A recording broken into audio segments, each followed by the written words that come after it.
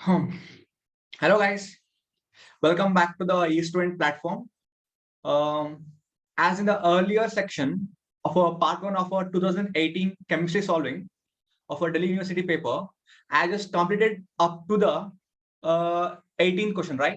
Up to 18th question I have completed, and today from now we can start from a 19th question. Okay, we can start from a 19th question. So let we start it. हम शुरू कर लेंगे, ठीक है। अभी आपका मतलब अभी तक 18 क्वेश्चन तक हुआ, उसमें आपको कुछ डाउट है तो आप नॉर्मली मैसेज कर सकते हैं, नॉर्मली वो तो रिप्लाई दे सकते हैं, ठीक है। अभी हम 19 क्वेश्चन से शुरू कर लेंगे। अब क्वेश्चन पढ़ लेंगे हम। The ground state of a harmonic oscillator as number of nodes, ठीक है। देख अभी क्वेश्चन में पूछ रहा है कि number of notes in a ground state of a simple harmonic oscillator, ठीक है। हम कर लेंगे इसको हम नॉर्मली हमें शॉर्ट में इसमें शॉर्ट मेथड है, हम उसको बोल लेता हूं पहले, ठीक है। शॉर्ट मेथड है कि एसएचओ में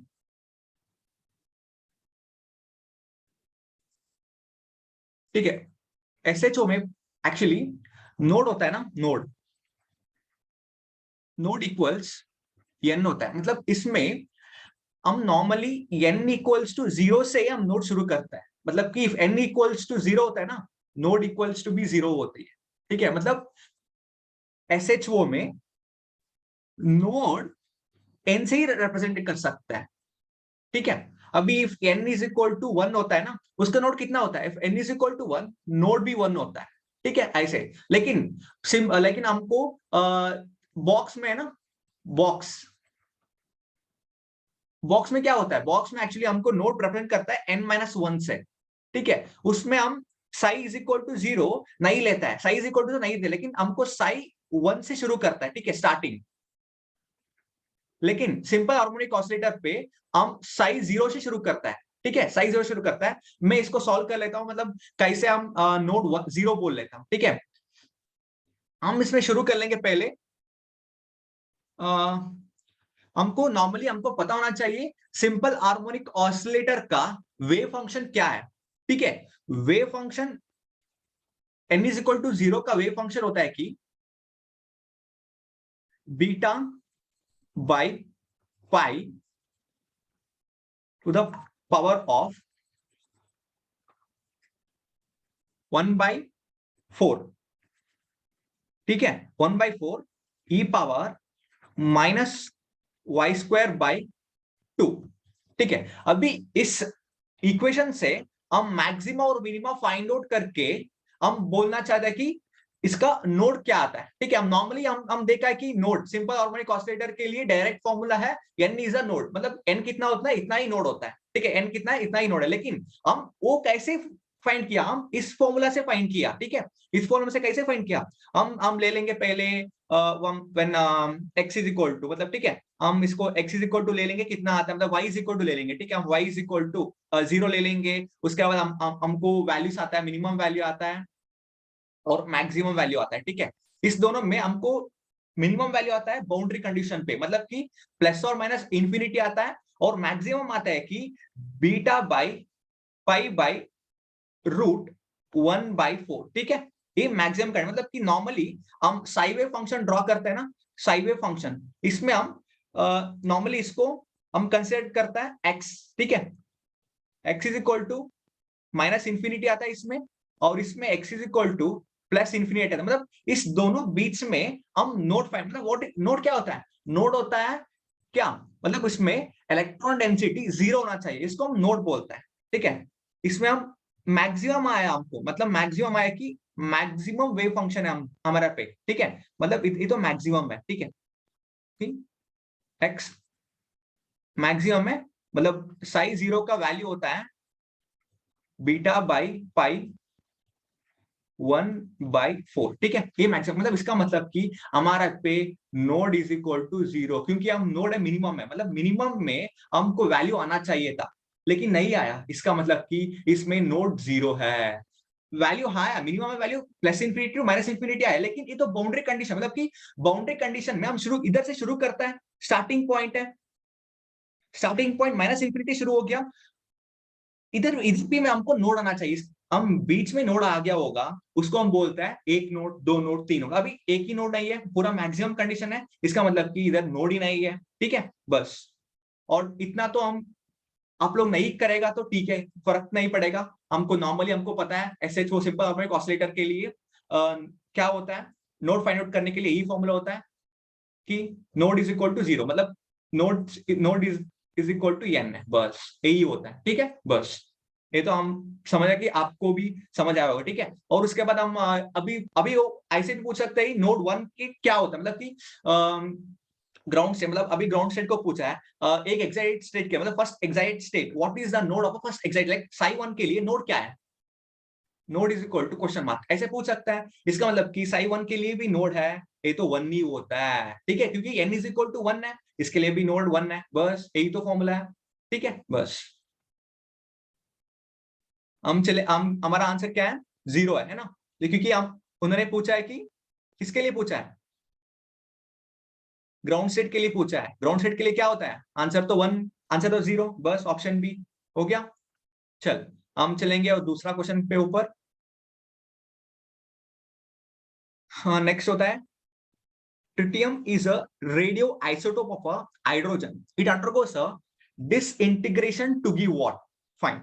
देख ये भी सिंपल है, ये पूछ रहा है कि ट्रिटियम मतलब कि आइसोटोप है ना, मतलब हाइड्रोजन का आइसोटोप कितना है, 3 हाइड्रोजन है, मतलब कि नॉर्मल हाइड्रोजन है, उसका ड्यूटेरियम है और ट्रिटियम है, ठीक है, ये तीनों आइसोटोप ऑफ हाइड्रोजन बोलते हैं, ठीक है। उसमें क्या है नॉर्मली इसमें हम पे आता है कि एक मिनट मैं इसको अरेस्ट कर लेता हूँ, आपको दिक्कत नहीं होता, ये एक्सप्लेन कर लेता हूँ, इजी है, ठीक है।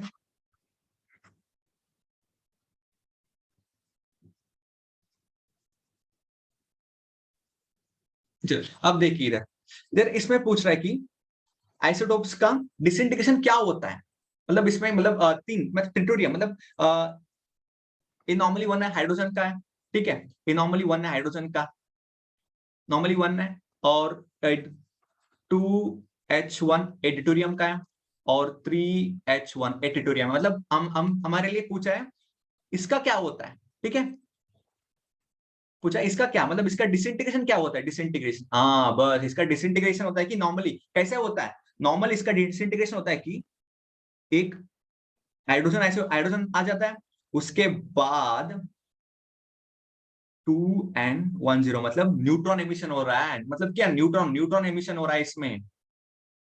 न्यूट्रॉन कैसे एमिट होता है भाई, देख मैं दिखाता हूँ न्यूट्रॉन कैसे एमिट होता है। नॉर्मली ट्रिटोरियम का पूछा है 1, और इसका डिसइंटीग्रेशन हो रहा है, disintegration normally 1H1 plus 2 times of neutron emission, ठीक है समझ रहे हो, हाँ यही होता है, सॉरी ये तो 1 है, ठीक है बस यही होता है, यही डिसइंटीग्रेशन है। हमारे लिए एक हाइड्रोजन आ गया, एक हाइड्रोजन का है एक, ठीक है, और ये होता है कि न्यूट्रॉन न्यूट्रॉन एमिशन है, ठीक है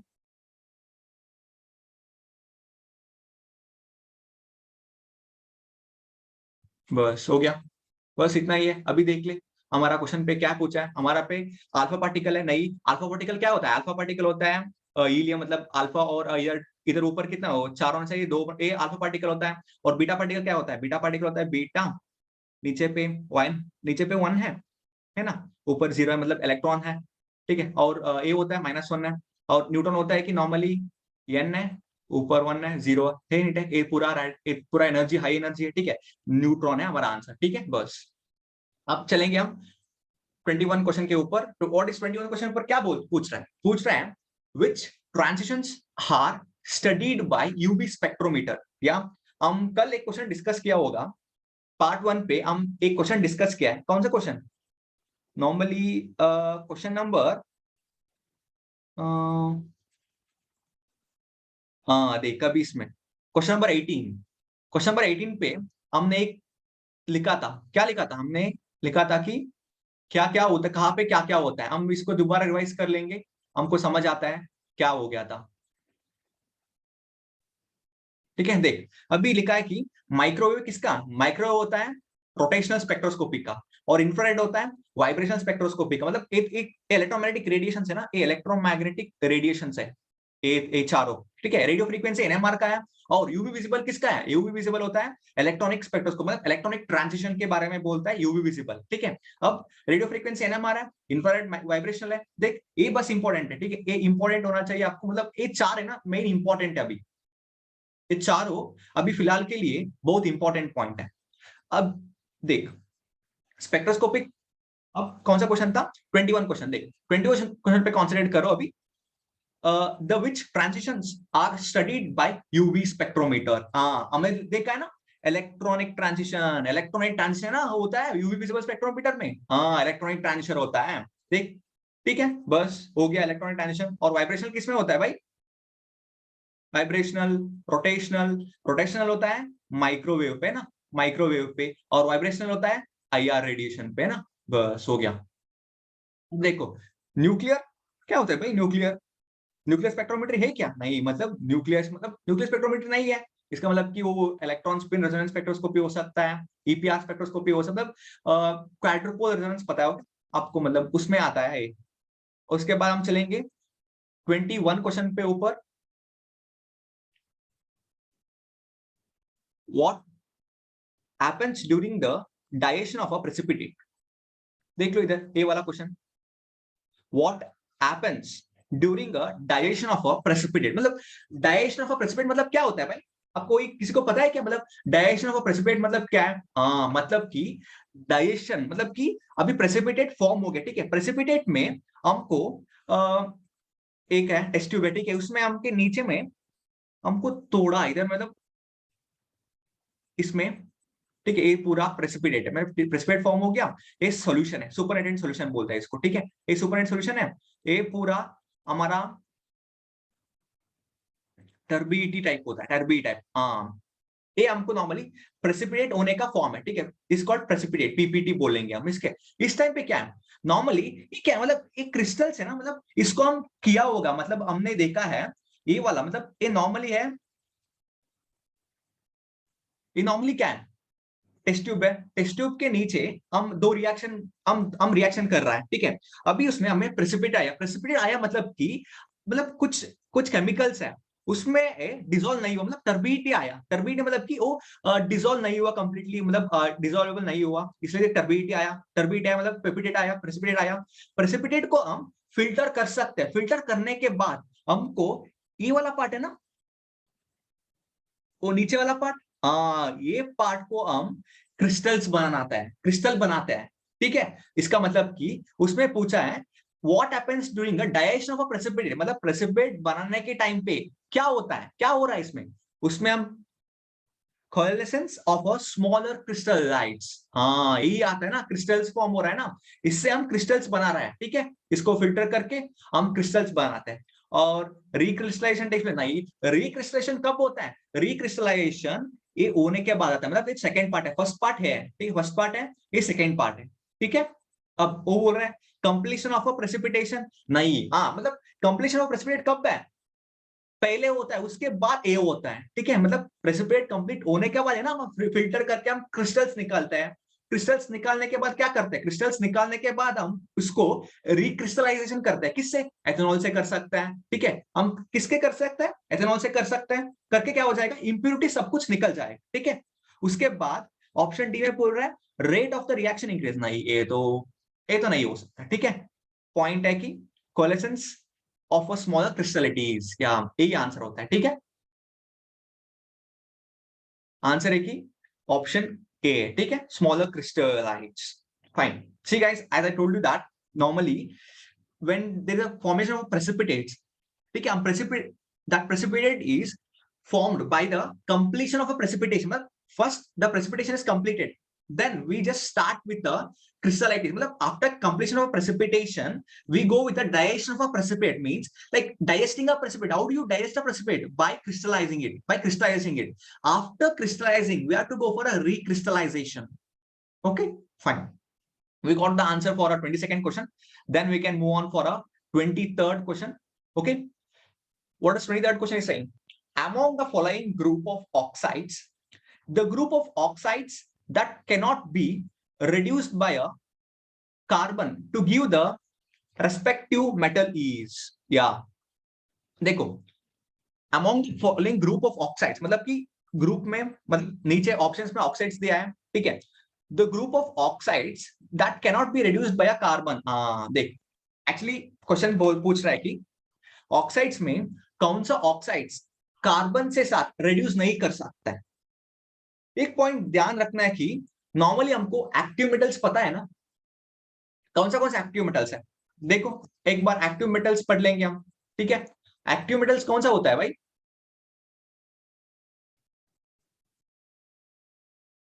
हम देख लेंगे एक्टिव मेटल्स क्या है, ठीक है। एक्टिव मेटल्स होता है कि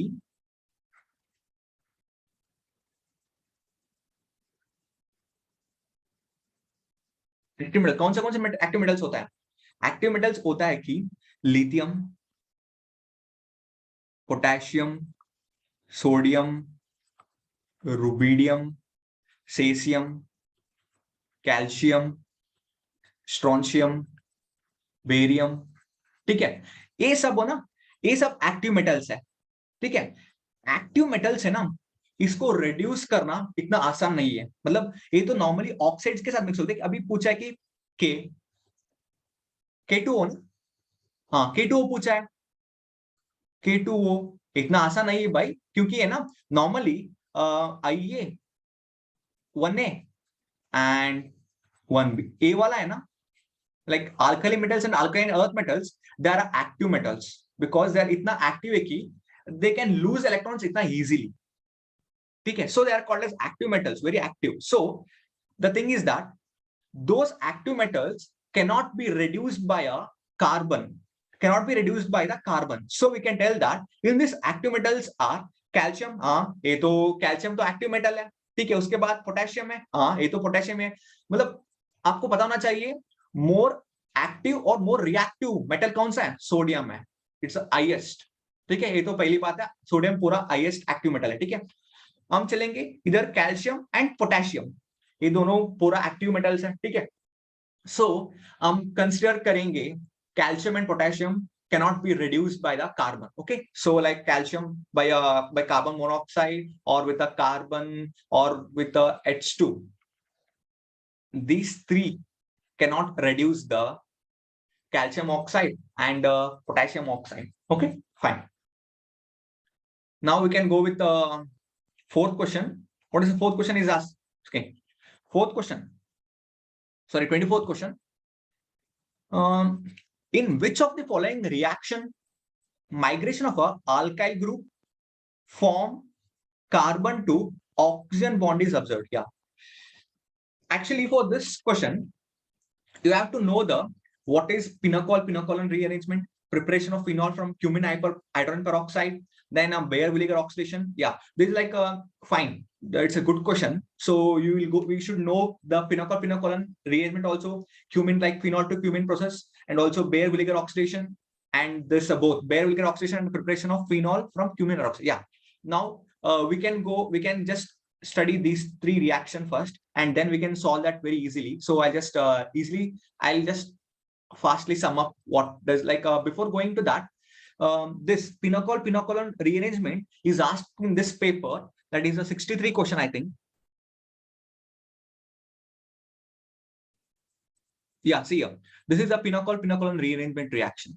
Just it will be helpful if we solve this, okay fine. हम इसको सॉल्व कर लेंगे, उसके बाद हमको पता चलेगा उसमें अल्काइल ग्रुप हाइड्रोजन के पास चल रहा है और अराइल ग्रुप हाइड्रोजन के पास चल रहा है, और अल्काइल ग्रुप कार्बन के पास चल रहा है, ठीक है। हम इसको शुरू कर लेंगे, ठीक है। अभी क्या है, ऑक्सीजन के पास लोन पेयर है, सो ये क्या करेगा, ऑक्सीजन है ना, इसके पास लोन पेयर है, वो H+ को लेता है, क्योंकि इसके पास लोन पेयर है, तो लोन पेयर ऐसे आसान से नहीं बैठता है, कुछ कुछ जुगाड़ तो करना पड़ता है इसको, कुछ ऐसे नहीं बैठता है, ठीक है। अभी वो होता है H2 हो गया, मतलब पॉजिटिव चार्ज आ गया, ठीक है।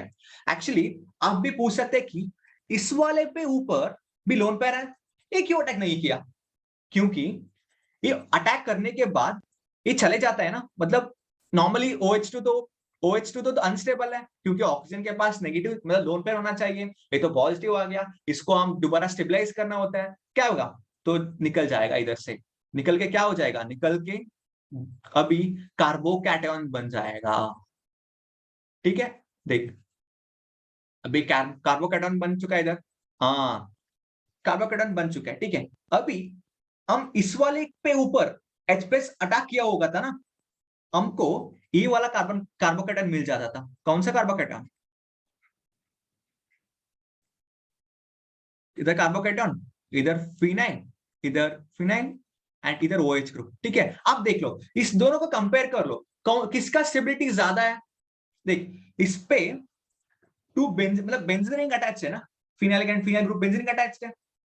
ठीक है, इसका मतलब कि इसमें रेजोनेंस ओके, इसके पास रेजोनेंस ओके ज्यादा स्टेबल है, दिस इज मोर स्टेबल, लेकिन दिस इज लेस स्टेबल।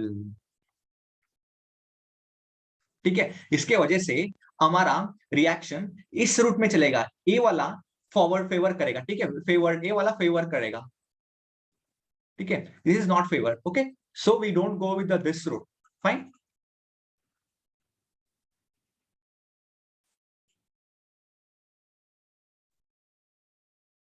ठीक है, हम ए वाला फेवर नहीं करता है। ठीक है, अभी ए फॉर्म हो गया, अभी क्या हो गया भाई, अभी तो नॉर्मली कार्बोकैटायन फॉर्म्ड है। ठीक है, अभी इसको भी न्यूट्रलाइज करना होता है ना कार्बोकैटायन को, क्या हो गया, अभी है ना इस दोनों में रिंग एक्सपेंशन होता है। ठीक है, ये दोनों सिमेट्री है, इफ ये रिंग है ना, इसमें कुछ सब्स्टिट्यूशन आया होगा था ना, वो अनसिमेट्रिक हो जाता है, दोबारा कॉम्प्लिकेट सिचुएशन आता है। कॉम्प्लिकेट क्या होता है कि पूरा स्टेबिलिटी के बेस में ऊपर डिपेंड है, क्योंकि पिनोकल पिनोकल रीअरेंजमेंट आता है ना, एक कार्बोकैटायन का रीअरेंजमेंट का एक क्वेश्चन आता है। ठीक है, उसमें अभी हम ए रिंग को एक्सपैंड करना है, अभी 5 मेंबर्ड रिंग से हमारा 6 मेंबर्ड रिंग फॉर्म हो जाएगा। देखो, ठीक ठीक है, लेबलिंग कर लेंगे हम पहले। ठीक है, 1 2 3 4 5 6। ठीक है, लेबलिंग कर लेंगे। 5 के पास OH ग्रुप है, OH ग्रुप लगा लेंगे। उसके बाद 5 के पास OH ग्रुप है और 6 के पास 2 pH ग्रुप है। ठीक है, अब ठीक हो गया। अब देख, अभी है ना, अब तो आ गया, अभी हमारा ये तो आ गया, लेकिन इसमें कार्बोकैटायन हो आ गया। देख, ए बी टर्शरी था, ए बी टर्शरी था, A B tertiary, A B tertiary दोनों टर्शरी, लेकिन उसको रीअरेंजमेंट तो जरूरी है। ठीक है, उसके बाद क्या हो जाएगा, उसके बाद हमारा H प्लस H होता है ना, इधर 2 H है, इसमें एक H निकल जाके इसको स्टेबिलाईज बन जाएगा। देख, हो गया, OH है, 2 pH ग्रुप है, उसके बाद 8 ऑटोमेरिज्म होके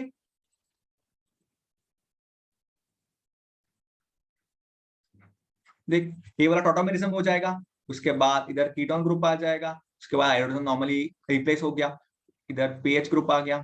देख, ये वाला प्रोडक्ट है हमारा। ठीक है,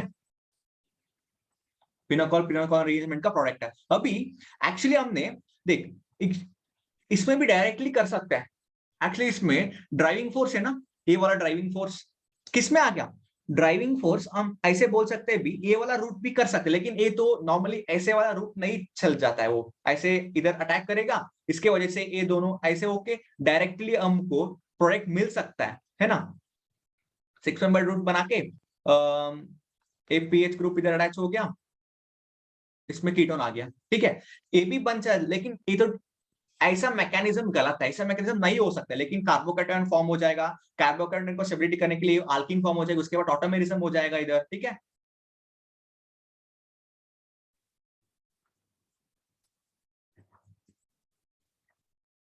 कीनोल फॉर्म है, एक कीटोन फॉर्म है। ठीक है, कीटोन फॉर्म, ये enol form. Okay guys, fine. देख, अभी ये हो गया, हमारा ऑप्शन कौन सा था, 6 मेंबर रिंग है, इसमें और इसमें कॉम्पिटिशन, लेकिन हमको नॉर्मली पता है 2 पीएच ग्रुप है, बस यही आंसर है, हो गया। चलेंगे हमको ये पता चल गया। एक्चुअली हम 63 क्वेश्चन नहीं कर रहा था, हम एक्चुअली कर रहा था दूसरा क्वेश्चन है, 25 क्वेश्चन कर रहा था। ठीक है, लेकिन उसमें पूछा है कि किसमें माइग्रेशन क्या हो रहा है। देख, अभी देख, अभी पूछ, एक क्या है, ऑक्सीजन ग्रुप है, ऑक्सीजन ग्रुप के पास अभी अल्काइल ग्रुप भी अटैच नहीं हो गया, आरएल ग्रुप भी अटैच नहीं हो गया। कार्बन, एक कार्बन है ना, एक कार्बन कार्बन माइग्रेशन हो रहा है, कार्बन टू कार्बन माइग्रेशन हो रहा है, ठीक है। Migration is in between carbon and carbon, not with a carbon and oxygen group, ठीक है। कार्बन एंड कार्बन है, ठीक है। हम चलेंगे दोबारा यही क्वेश्चन पे ऊपर।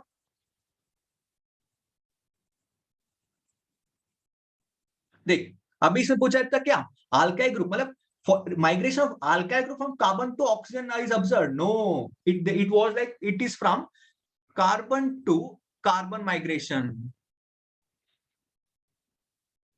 ठीक है। ये पिनोकोल पिनोकोल रीअरेंजमेंट कार्बन, ये तो गलत है। और हम चलेंगे फिनॉल टू क्यूमिन हाइड्रोपेरोक्साइड का बारे में पढ़ लेंगे हम अभी, छोटा सा रिएक्शन कर लेंगे इधर, ठीक है। पहले क्यूमिन कर लेंगे। क्या होता है भाई क्यूमिन का स्ट्रक्चर, यही है ना क्यूमिन स्ट्रक्चर। आपको स्ट्रक्चर मतलब कॉमन नेम को कुछ याद रखना जरूरी होता है, ठीक है। उसके बाद इधर दो O2 अटैक हो जाएगा, उसके बाद हमको पेरोक्साइड मतलब ऑक्साइड पेरोक्साइड फॉर्म हो जाएगा, ठीक है।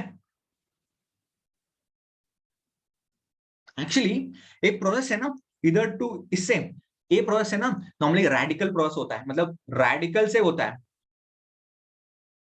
रेडिकल प्रोसेस है। क्योंकि हमको पता है ना हाइड्रोजन पेरोक्साइड क्या काम करता है, नॉर्मली हम हाइड्रोजन पेरोक्साइड कब यूज करते हैं गाइस, हाइड्रोजन पेरोक्साइड हमने हैलोजन के पास लाइक मार्कोनिकोव एडिशन होता है ना, मार्कोनिकोव रूल, उसमें हम यूज करते हैं हाइड्रोजन पेरोक्साइड। उसमें क्या है, उसमें हम नॉर्मली इनिशिएशन रिएक्शन प्रोपगेशन है ना, वो तो रेडिकल मैकेनिज्म रेडिकल प्रोसेस होता है, ठीक है। रेडिकल प्रोसेस से ए फॉर्म हो गया कि ठीक है, ये क्या है हाइड्रो, ए होता है कि क्यूमिन हाइड्रो पेरोक्साइड, ठीक है। ये क्यूमिन था, ये एक्चुअली क्यूमिन था, ये होता है कि क्यूमिन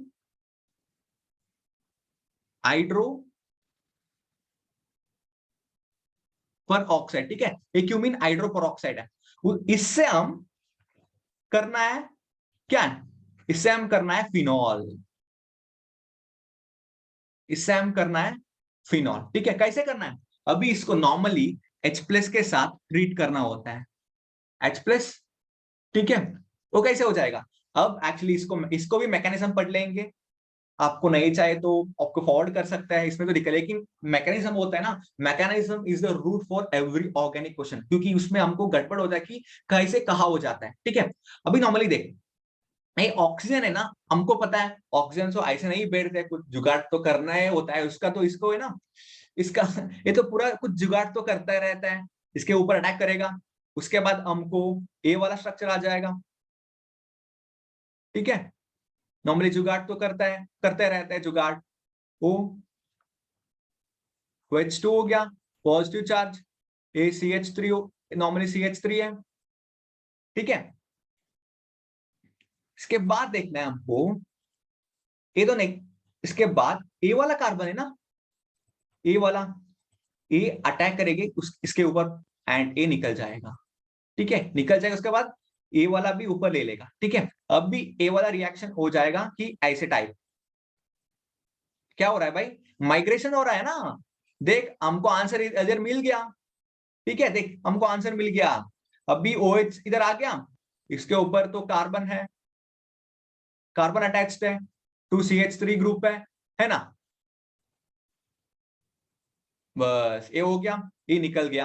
अभी दोबारा क्या करता है, अभी तो ए भी ऐसे नहीं बैठेगा ना भाई, ये भी तो जुगाड़ तो करना पड़ता है, ये भी जुगाड़ करके इधर अटैक करेगा, बस अटैक करके क्या हो जाएगा, पॉजिटिव बन जाएगा, OH आ गया, पॉजिटिव चार्ज बन गया, दोबारा इसमें ऊपर CH3 और CH3 बन चुका है, ठीक है। अब देख एक्चुअली इसमें कार्बोकैटायन था, हम भूल गए थे, ठीक, कार्बोकैटायन, इसके ऊपर भी H प्लस अटैक करके कार्बोकैटायन, सॉरी हम भूल गए थे, पहले अटैक नहीं करेगा, पहले तो इसको स्टेबलाइज करना होता है, इसको स्टेबलाइज करना होता है, ठीक है।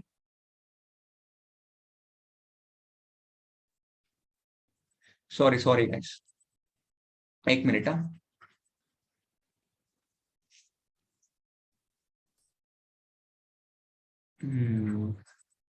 हमको OH माइनस लेना है, ठीक है। अभी एक OH माइनस है ना, इसके ऊपर कनेक्ट हो जाएगा, ठीक है। इसके बाद हमको इधर OH आ जाएगा, उसके बाद इधर H plus, sorry H plus नहीं था पहले, ठीक है। ये तो कुछ जुगाड़ करेगा, ये भी अटैक करेगा इसके ऊपर। सो हमारा रिएक्शन हो जाएगा OH positive charge, C OH CH3 और इसमें CH3 है। अभी ये वाला क्या करेगा भाई, ये वाला भी ऐसे काम करेगा भाई, ये वाला अटैक करेगा, उसके बाद इसको तो फ्रीडम मिल गया, बस हो गया, हमारा फिनॉल आ गया। बस ये तो फिनॉल है ना भाई। हाँ देख, अभी इसमें हमारा माइग्रेशन क्या हो गया, हमारा माइग्रेशन ये अराइल ग्रुप है, ये अराइल ग्रुप है, सॉरी ये अराइल ग्रुप है। अराइल ग्रुप ने ऑक्सीजन के माइग्रेट हो गया, aryl group to oxygen group migration, ठीक है। देख ये वाला माइग्रेशन हो गया, लेकिन हमने पूछ रहे अल्काइल ग्रुप माइग्रेट होना है, अराइल ग्रुप नहीं, ये भी गलत है, ये भी गलत है। हम चलेंगे लास्ट में बेयर विनेगर ऑक्सीडेशन, ये भी नेम रिएक्शन है, ये भी अच्छा क्वेश्चन है, ठीक है। हम इसमें पढ़ चुका है, इसको हम लेबलिंग कर लेता हूं, आपको पता चल जाता है। ये नॉर्मली ऑप्शन बी का है, ठीक है, मतलब बी का क्यूमिन प्रोसेस है, ठीक है। ये फिनॉल है।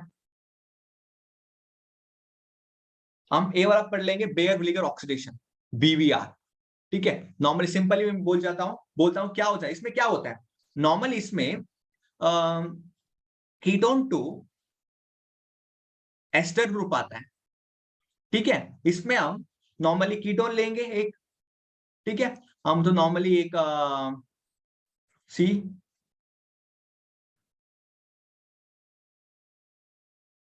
ठीक है, ये वाला टाइप है। इसमें हम देखना है कि एक एडिशन होके एस्टर बन जाता है, ठीक है।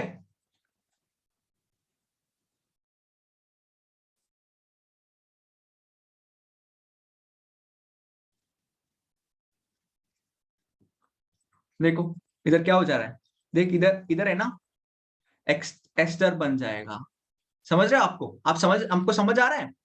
R1 R2 लिख लेंगे, इसको हम HCH भी लिख लेंगे, इसको H कर लेंगे, इसको R3 कर लेंगे, ठीक है। अभी देख, अभी इसमें हमारा ऑक्सीजन आ चुका है बीच में, इसका इस दोनों को बीच में ना हमारा ऑक्सीजन आ चुका है, मतलब कि इसका मतलब कि ये वाला R2 है ना, R2 ये इधर माइग्रेट हो चुका है, उसके बाद बॉन्ड ब्रेकिंग हो चुका है, समझ रहे हो। हाँ, इसमें माइग्रेट होके बॉन्ड ब्रेक होके इधर फॉर्म किया है ये वाला कंपाउंड, इसका मतलब कि इधर अल्काइल ग्रुप माइग्रेट हो गया है, अल्काइल ग्रुप माइग्रेशन, ठीक है। अल्काइल ग्रुप माइग्रेशन हो गया, ठीक है। हमको आंसर मिल गया, क्या आंसर है भाई, देख हमको पूछा था alkyl group migration of a carbon to oxygen is observed, या फिनोल में तो अराइल ग्रुप फिनोल में तो कार्बन कार्बन माइग्रेशन होता है, फिनोल फ्रॉम क्यूमिन हाइड्रोपेरोक्साइड, इसमें तो aryl group to oxygen migrate होता है, लेकिन बेयर विनेगर ऑक्सीडेशन पे हमारा आंसर है, इसमें alkyl group to oxygen migrate होता है, ठीक है। उसके बाद ऑप्शन डी में पूछा है बेयर विनेगर oxidation and preparation of phenol from, नहीं दोनों नहीं है, ठीक है। एक्चुअली दोनों अलग अलग है, इसमें आता है aryl group to, aryl to oxygen है, लेकिन इसमें अल्काइल टू ऑक्सीजन है, ठीक है। समझ रहे हैं ना आप। हाँ बस देखो हो गया हमारा, ठीक है। हम अभी चलेंगे, हम 24 हो गया, 24 को हम आंसर मिल गया, आंसर था बेयर विनेगर ऑक्सीडेशन, ठीक है। अभी हम चलेंगे अल्काइल मेटल 25th क्वेश्चन के ऊपर, alkyl metals from highly stable complexes with, Alka metal किसके साथ स्टेबल कॉम्प्लेक्स बना, आपको कॉम्प्लेक्स आ गया तो मन में आना चाहिए, उसमें कॉम्प्लेक्स आ गया मतलब कि कुछ लिगेंड्स होना चाहिए, कुछ डोनेशन होना चाहिए, वही तो ना कॉम्प्लेक्स होता है नॉर्मली तो, व्हाट कोवेलेंट बॉन्डिंग, कोवेलेंट अकेले कोवेलेंट बॉन्डिंग तो नहीं होते कॉम्प्लेक्स में ना, अकेला कोवेलेंट बॉन्डिंग तो नहीं होते कॉम्प्लेक्स में, आयनिक बॉन्ड जैसे तो होता है और आयनिक बॉन्ड हो जाएगा, ठीक है। मतलब दोनों कोवेलेंट बॉन्ड और आयनिक बॉन्ड दोनों रिलेटेड कुछ होना चाहिए ना, मतलब कॉम्प्लेक्स होने के लिए। देख लेंगे अब इसको भी देख लेंगे। डाईइथाइल ईथर, ऑप्शन ए दिया है डाईइथाइल ईथर, इसको कॉम्प्लेक्स होता है क्या? देखो डाईइथाइल ईथर का स्ट्रक्चर लिख लेंगे हम। नॉर्मली ईथर है ना, डाईइथाइल है, ए इधर है ईथर, है ना। डाईइथाइल ईथर में कहा भाई इसमें तो कॉम्प्लेक्स कैसे बनाएगा? नहीं, कॉम्प्लेक्स तो बन सकते कब? ये डोनेट करके अल्काइल मेटल को कॉम्प्लेक्स बन सकते हैं, लेकिन इतना स्टेबल नहीं है, ठीक है। मतलब क्योंकि कुछ डिफरेंस आता है, थर्मोडायनामिकली स्टेबल नहीं हो सकता है, ठीक है। बस डाइथाइल ईथर नहीं बन जाएगा। और ब्यूटाडाइन, अरे भाई ब्यूटाडाइन तो चांस ही नहीं है ना, ब्यूटाडाइन तो चांस ही नहीं है। ये भी गलत है क्योंकि इसमें तो कॉम्प्लेक्स नहीं बन सकता है। हम चलेंगे साइक्लोपेंटाडाइन। भाई साइक्लोपेंटाडाइन कैसे होता है? साइक्लो पेंटा डाइहीन, है ना, वही तो है साइक्लोपेंटाडाइन। हाँ, लेकिन इसमें तो नहीं, इसमें तो ये दोनों ऐसे ही लग रहे हैं ना, इसमें तो एक कार्बन ज्यादा हो गया बस, और तो डिफरेंस तो कुछ नहीं लग रहा है। लेकिन ये नाम सुना है क्या, क्रिप्टेंस? देखो ये है ना क्रिप्टेंस, एक्चुअली ना ये सेपरेट कॉन्सेप्ट है पूरा। एक क्रिप्टेंस होता है ना, एक क्रिप्टेंस होता है कॉम्प्लेक्स स्ट्रक्चर्स बनाता है पूरा, मतलब बड़ा बड़ा मॉलिक्यूल्स बना के बड़ा वाला कॉम्प्लेक्स स्ट्रक्चर बनाता है। इसको मैं स्ट्रक्चर लिख लेता हूं एक बार, आपको तो जरूरी हो सकता है ये वाला, ठीक है। हम लिख लेंगे क्रिप्टेंट, लेकिन इसका भी नॉमेनक्लेचर है, लेकिन आपको ये तो जरूरी नहीं है, लेकिन ये याद रखना है कि क्रिप्टेंट्स मतलब सुप्रामोलिक्यूलर केमिस्ट्री एक ब्रांच ऑफ केमिस्ट्री है, उसमें हम पढ़ते हैं क्रिप्टा मतलब कॉम्प्लेक्स स्ट्रक्चर्स बारे में, ठीक है। हम अभी आपको ये जरूरी नहीं है, लेकिन स्ट्रक्चर्स में लिख लेता हूँ। नाइट्रोजन है, नाइट्रोजन बनाता है, उसके बाद ऑक्सीजन, ठीक है, और एक ऑक्सीजन है, एक बॉन्डिंग है, ठीक है, एक तो हो गया। और दूसरा ए भी बनाता है, सेम ए टाइप है,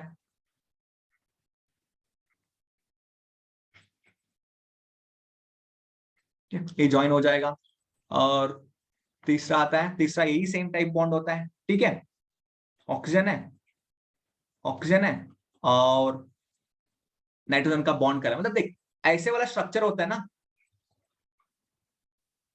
इसको हम बोलते हैं कि क्रिप्टाइंस है, ठीक है। इसमें पता है टू टू क्यों लिखा है? क्योंकि इसमें दो, वन टू, ठीक है, वन टू ऑक्सीजन है, और वन टू ऑक्सीजन है, और उसके बाद एक डाई, मतलब देख इथाइल ग्रुप है ना, इसके लिए भी टू बोल रहा है, उसके बाद नाइट्रोजन भी दो है, इसलिए हम बोलते हैं क्रिप्टेंट टू टू टू, मतलब टू ऑक्सीजन रिप्रेजेंट कर रहा है, ए टू कार्बन ग्रुप रिप्रेजेंट कर रहा है, ए टू रिप्रेजेंट कर रहा है नाइट्रोजन, ठीक है। मतलब कि एक ही सिस्टम में, मतलब ए वाला सिस्टम में आधा सिस्टम पे, इस सिस्टम पे दिखा रहे कि क्या क्या है, ठीक है। बस आपको ध्यान रखना है, ये वाला क्वेश्चन तो कॉम्प्लेक्स, मतलब आप तो नॉर्मली क्रिप्टेंट्स और क्रिप्टेंट्स आता है, उसके बाद मैक्रोमोलिक्यूल्स भी हो सकता है, ये वाला टाइप हमको अल्काइल स्टेबिलिटी कर सकता है। कैसे करता है भाई? देख नाइट्रोजन के पास भी लोन पेयर है ना, ऑक्सीजन के पास लोन पेयर है, ऑक्सीजन मतलब ये दोनों सभी ऐसे कॉम्प्लेक्स बनाते हैं, बड़ा वाला कॉन्सेप्ट कॉम्प्लेक्स जैसे ऐसे नाइट्रोजन, नाइट्रोजन ए रिंग है, और एक है, और एक है, उसके बाद A B oxygen, oxygen A ring, ऐसे बड़ा कॉम्प्लेक्स बना के इधर बीच में एक अल्काइल मेटल ले लेंगे, पोटेशियम, ठीक है, उसके साथ करता है, ठीक है, ऐसे कॉम्प्लेक्स बना लेता है। समझ रहे हो आप? देख यही होता है कॉम्प्लेक्स पूरा, मतलब इसका स्टेबिलिटी बन लेता है, ऐसे ऐसे, समझ रहे हो? हाँ बस ये बड़ा वाला कॉम्प्लेक्स है, ऐसे बन जाता है, ठीक है। समझ रहे हो ये वाला कैसे बनता है? बस यही होता है कॉम्प्लेक्स क्रिप्टेंट्स है, ठीक है, समझ रहे हो? ये वाला टाइप है, ठीक है। बस हम अभी चलेंगे, हमारा आंसर मिल गया है ना, आपको समझ आया ना, सभी सभी को समझ आ गया होगा।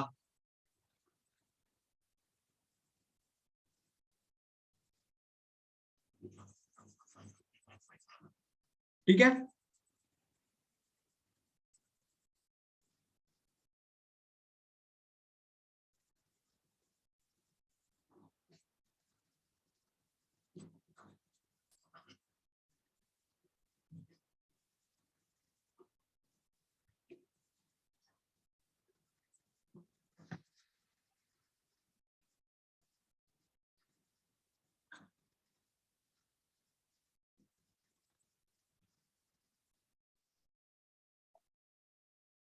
ठीक है, हमको पता चल गया ट्रिप्टैंड है आंसर। ठीक है, बस अब चलेंगे हम 26 क्वेश्चन के ऊपर।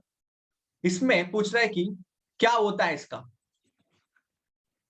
क्या होता है यूनिटोल क्या होता है। देख, हमको नॉर्मली एक सिंपल जनरल फॉर्मूला पता होना चाहिए इसके लिए। ठीक है, जनरल फॉर्मूला होता है कि जैसे सिंपल फॉर्मूला है वो जनरल फॉर्मूला फॉर ऑर्डर यम मोल। ठीक, मैं इधर लिख लेता हूँ, आपको छोटा से नहीं लिखता, बड़ा से लिख लेता हूँ। ठीक है, समझ आ रहा है ना आपको? 26 the unit rate constant for a second order reaction is unit rate कौन है फॉर सेकेंड ऑर्डर रिएक्शन पूछ रहा है। सेकेंड ऑर्डर ध्यान में रखना है। ठीक है, इसका नॉर्मल जनरल फॉर्मूला होता है कि मोल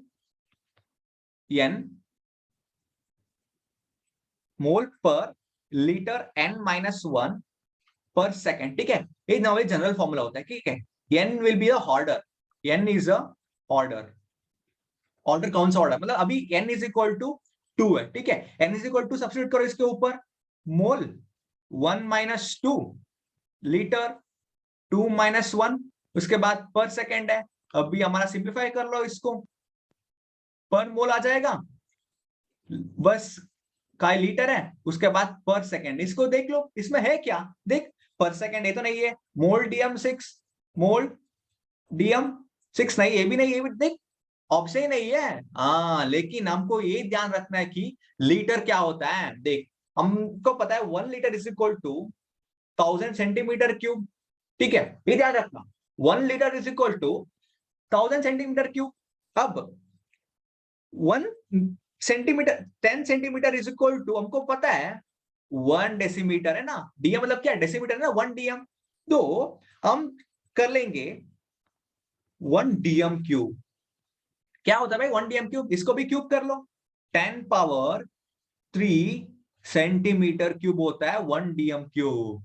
समझ रहे हो? हाँ, 1 डीएम क्यूब होता है 10 पावर 3 सेंटीमीटर क्यूब। अब इधर देख लो, 1000 सेंटीमीटर क्यूब है। ठीक है, 1000 सेंटीमीटर क्यूब मतलब क्या है, इसका मतलब कि normally 1 litre is equal 1000 centimetre cube. So हमने देखा इधर 1000 centimetre cube is equal to 1 DM cube. इसका मतलब कि हमारा इसमें अभी आता है कि पर मोल, लीटर को क्या बोलते हैं, 1 डीएम क्यूब बोलते हैं ना अभी। हाँ, अभी बोलता है डीएम क्यूब पर सेकेंड। अब आ गया आंसर। सी गाइस, अभी देख इतना इजी है ये तो। नॉर्मल लीटर को हम डीएम क्यूब को यूनिट कन्वर्जन करके इसको करना होता है, बस। अब हो गया, हमारा आंसर तो मिल गया, ऑप्शन डी है ना। या गाइस इट्स ऑप्शन डी। ठीक है, हमारा ऑप्शन मिल गया, आंसर तो ऑप्शन डी है, तो मिल गया नॉर्मली। हम चलेंगे नेक्स्ट क्वेश्चन 27 पे। What is the unit of a specific resistance or a resistivity of a conductor? हाँ भाई, ये भी बढ़िया क्वेश्चन है। देखो, देख मैंने बोला आपको सेकंड क्वेश्चन सॉल्व करने के टाइम में मैंने आपको बोला कि आप न्यूमेरिकल्स करने के टाइम पे यूनिट्स भी लिख दो एक बार, है ना। आप एक बार इसको देख लेना, कैसे कन्वर्जन हो जाता है। ठीक है, ध्यान में रखो, ये वाला इंपॉर्टेंट फॉर्मूला है। ठीक है, इंपॉर्टेंट है, ये जनरल फॉर्मूला है। ठीक है, जनरल फॉर्मूला, इससे हम सब ऑर्डर का फाइंड कर सकते हैं। ठीक है, अभी इसको जीरो और n इज इक्वल टू 0 भी सब्स्टिट्यूट करके फाइंड कर सकते हैं। 1 2 it can be like n can be 1 0 1 2 3, मतलब उन लोग, मतलब क्वेश्चन पेपर सेट करने वालों कोई क्वेश्चन पूछ सकता है n इज इक्वल टू 0 1 2 3। हम इसको ये वाला मेन फॉर्मूला से हम इसको पूरा कर सकते हैं। ठीक है, हम अब चलेंगे, इसको ध्यान में रखना। ठीक है, हम अभी चलेंगे क्वेश्चन नंबर 27 के ऊपर। ठीक है, 27 क्वेश्चन क्या बोल रहा है, पूछ रहा है कि what is the unit of a specific resistance और resistivity of a conductor. Okay, see what is the unit of a resistivity of a conductor, specific resistance ka what is the unit. Okay, see, for that you can keep in a mind also, or you can derive with the normal like resistivity through resistivity formula also you can derive this unit. Okay, I'll show you that also. Okay, I'll show you that. That is the if you don't know, or if you are knowing only the formula and you want to know the unit, what is the unit of that, so you can do with the normal by taking the normal this. Okay, so normally हमको resistivity के लिए ये formula use करना है, ठीक है, formula for resistivity, ठीक है। हम इसमें इलेक्ट्रोकेमिस्ट्री में पढ़ चुका है कंडक्टेंस एंड कंडक्टिविटी पे, हम इसको पढ़ा है कि रेजिस्टिविटी के लिए, रेजिस्टेंस के लिए क्या फॉर्मूला है, ठीक है। ये तो रेजिस्टेंस है, ठीक है, यही हमारे लिए चाहिए स्पेसिफिक रेजिस्टेंस, ठीक है। हमको स्पेसिफिक रेजिस्टेंस चाहिए, हम इसको स्पेसिफिक रेजिस्टेंस भी बोल सकते हैं और रेजिस्टिविटी भी बोल सकते हैं। Resistivity, okay guys, fine. Now what is this? Is a cell constant, length by area, ठीक है। हम इसको सब्स्टिट्यूट करो, आपको नॉर्मली रेजिस्टेंस के लिए आपको पता होगा ओम है इसका यूनिट, ठीक है। हम इसको रो के लिए फाइंड करना है, स्पेसिफिक रेजिस्टेंस के लिए हम यूनिट कन्वर्शन यूनिट फाइंड करना है। उसके बाद लेंथ के लिए क्या होता है भाई? लेंथ के लिए तो नॉर्मली हम मीटर कंसीडर कर लेंगे पहले, ठीक है, पहले हम मीटर कंसीडर कर लेंगे। उसके बाद हम इसमें एक्चुअली सेंटीमीटर में दिया है, ठीक है, सेंटीमीटर में दिया है, हम इसको पहले सेंटीमीटर कर लेंगे, ठीक है। मतलब इसको मीटर से ही ले सकते हैं आप, कि मतलब किलोमीटर भी ले सकते हैं, मतलब depends on the options. Like options में हमको सेंटीमीटर दिया है, मीटर दिया है और किलोमीटर दिया है, ठीक है। डीएम भी दे सकता है ना, हम अभी देखा है, ठीक है। अब देख, सेंटीमीटर है, अब एरिया को क्या बोलते हैं? एरिया तो लेंथ इंटू ब्रेथ है, ठीक है, मतलब 2 बार है, स्क्वायर, सेंटीमीटर स्क्वायर है ना इसका, बस सेंटीमीटर स्क्वायर। अब ले लो, अब देखो अब क्या हो रहा है भाई, दोनों एक इसमें काट लिया हमने, ठीक है, काट दिया। और अब चले, अब इसको ओम आ गया, इसको रो, उसके बाद नीचे सेंटीमीटर 1/सेंटीमीटर है, ठीक है।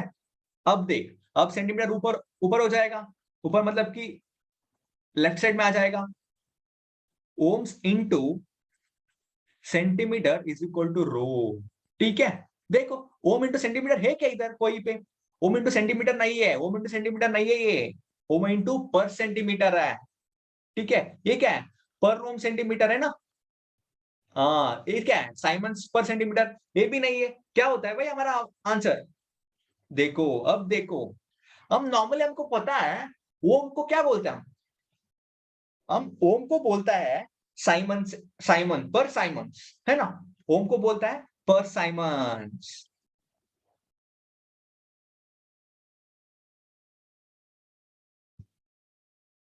क्या बोलते हैं भाई हम ओम को? ओम को पर साइमंस ही बोलते हैं ना, और कोई रास्ता है क्या उसके लिए? नहीं, ठीक है, हम इसको बोलते हैं पर साइमंस। एक मिनट,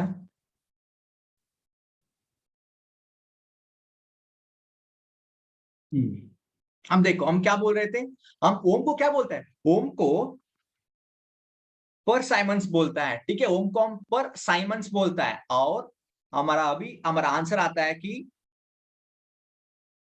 साइमंस पर साइमंस सेंटीमीटर, पर साइमंस कहा है भाई?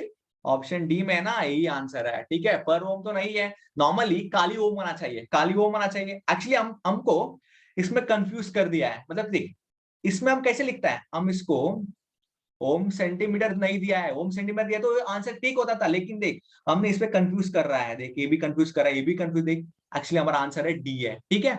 देखो हमारा आंसर आता है डी ऑप्शन, ठीक है।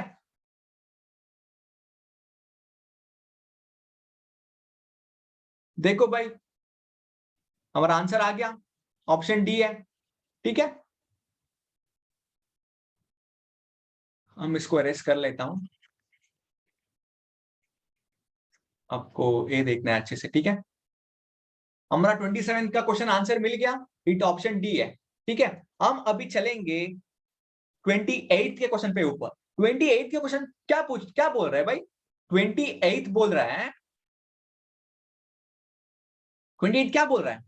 देखो देखो, actually In 28th question, the question says that when a nucleophilic encounters a ketone, the site of attack is, yeah, this is an interesting question. As it's a basic question, I can tell you that. Because when the nucleophile approach towards a carbonyl group, it will be a ketone group. Carbonyl group can be a ketone group, or it will be aldehyde group, or it can be an ester group, or it can be an acid group. Fine. Yeah, they are carbonyl in that. So, but here we are talking only about the ketone. Okay. So, see, can you write the structure of a ketone? Every chemist, right, will be knowing the structure of a ketone, right? Because it's a simple. So, R, C, O, and it can be any, okay, R dash. See, in this, can you see where like nucleophile? What is nucleophile having a? Nucleophile is a electron rich, right? So nucleophile is likely to attack on the electron deficient side, right?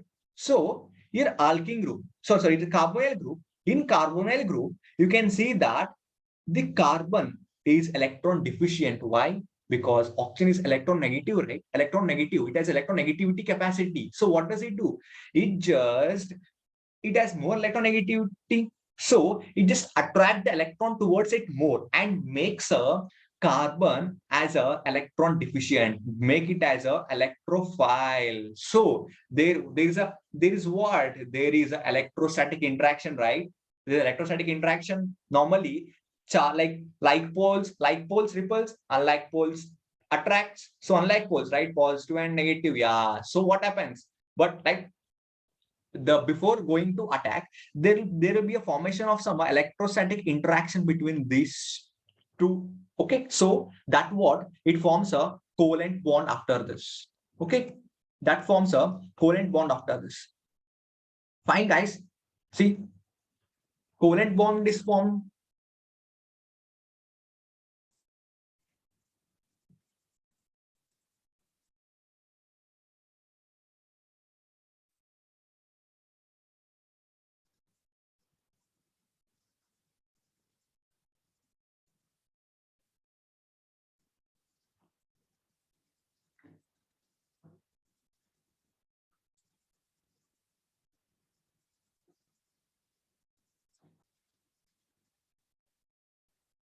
Yeah. See, nucleophile. What does nucleophile do, guys? Nucleophile directly attack on a electron deficient site of a carbonyl group. So it is electron deficient site. This point is electron deficient site. Electron deficient site. Okay, this is what electron deficient site. So in option A, that we can go with from a D.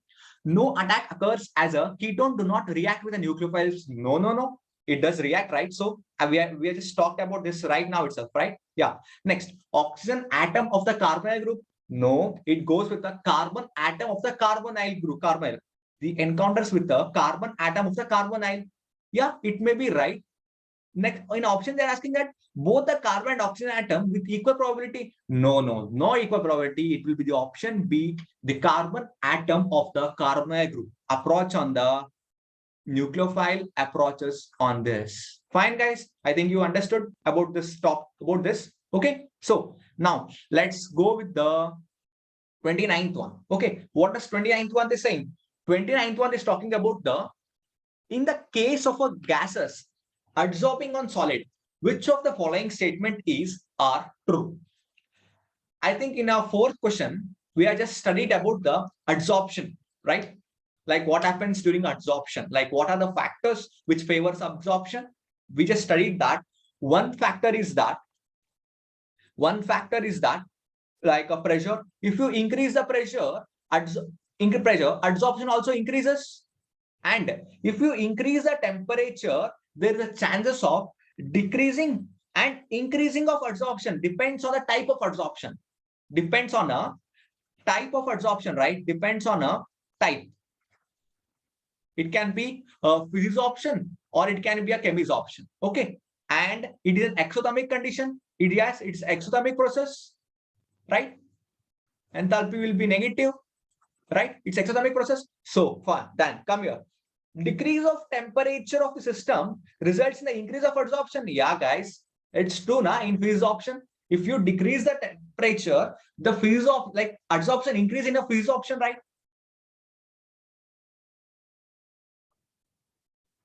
Yeah. Then decrease in pressure, system results in a decrease of adsorption. Yeah, the pressure and adsorption is directly proportional. If you increase the pressure, adsorption also increases. If you decrease the pressure, the adsorption also decreases. Yeah, we are talking about decreasing, right? Yeah, even this is correct and even this is correct. And the adsorption is an exothermic process. Yeah, guys, adsorption is exothermic process, so that it is a favorable. It is a spontaneous. Why it is spontaneous? Because it's an exothermic process, so it goes with the spontaneity. So that all of this is our correct answer. Okay, means all the answer is right. Okay, all of this is the right answer. Okay, now we can go with the next question, that 30th question. What does 30th question telling? Sorry, guys.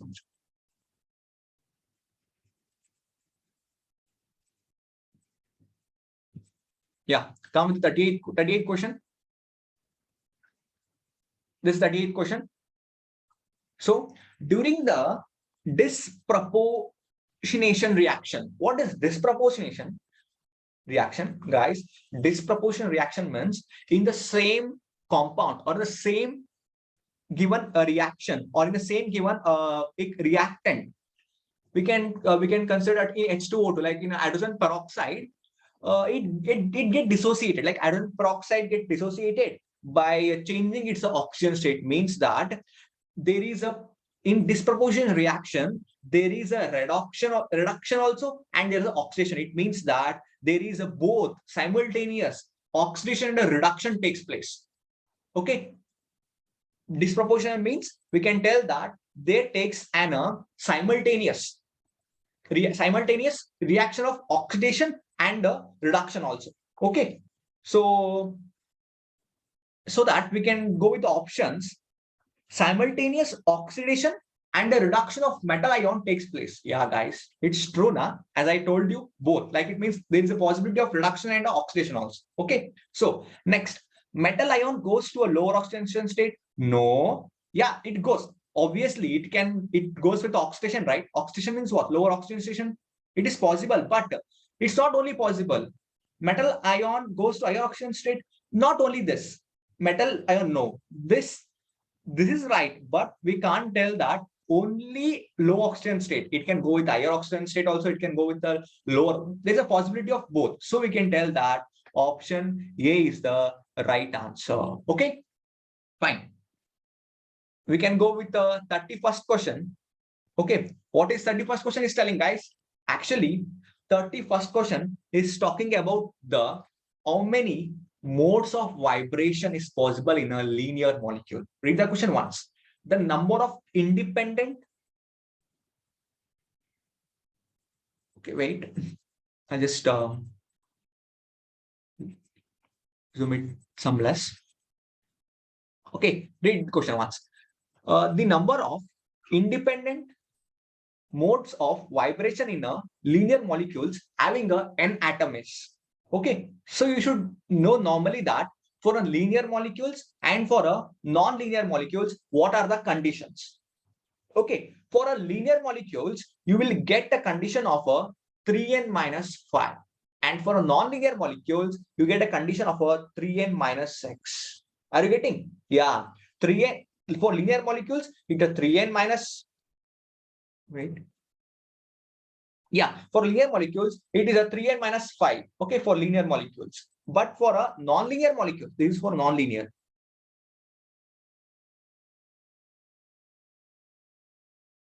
This is for non-linear molecules. Okay, for non-linear molecules, it is 3n minus 6. And for linear molecules, it is 3n minus 5. Guys, do you know how it is derived? Normally, it is derived with the translational, like vibrational mode is equal, mode can be given as like a translational plus like, sorry, like total modes. Through total modes, it has been subtracted. Okay. So total modes, like a total modes 3n minus 6 for a non-linear. And for a linear, it is 3n minus 5. Okay, fine. Okay, so like total degree of, like you should go with the total degree of, like firstly it is derived with the total degree of freedom, like a total degree of freedom, it will be 3n is a total degree of freedom, total degree of freedom. Okay, 3n minus 5 is a total degree of, wait guys, like you get confused.